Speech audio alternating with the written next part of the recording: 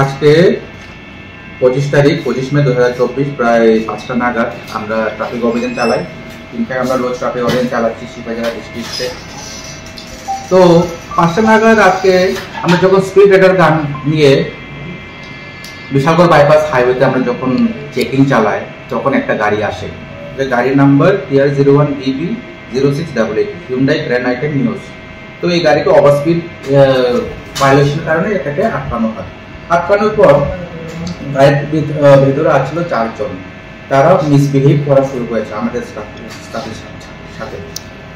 তো ওদেরকে তারপর আমাদের ট্রাফিক জ্যাম মেশিন একটা ভেঙে দিয়েছে, আর তারপর একটা স্পিড রাইডার সেটাকেও ধাক্কা দিয়ে ফেলে দিয়েছে। তারপর আমি স্পটে যাই, স্পটে গিয়ে 4 জনকে আমরা ডিটেন করে আমরা ওদেরকে বিশালগড় থানাতে হ্যান্ড ওভার করি। স্যার কি নাম তাদের?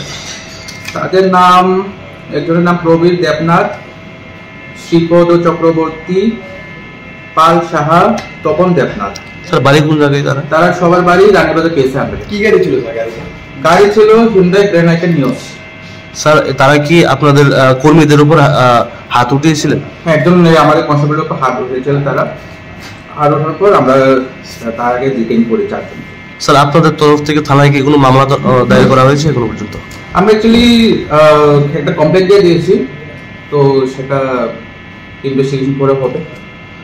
স্যার তাদের মানে উদ্দেশ্যটা কি ছিল, এরকম ভাবে আক্রমণ করার কি কারণ থাকতে পারে? সেটা তো ঠিক বলা যাচ্ছে না, সেটা তো থানা স্টাফ তারা জানবে। তারা কি স্যার নেশাগ্রস্ত অবস্থায় ছিল? নেশাগ্রস্ত সেটা তো ঠিক এই মুহূর্তে বলতে পারবো না নেশাগ্রস্ত কিনা, সেটা পরে ছানবিন করার পর সেটা জানা যাবে। Step into the realm of Assam Downtown University, where we encourage success, experience the pinnacle of academic excellence, and live your best days.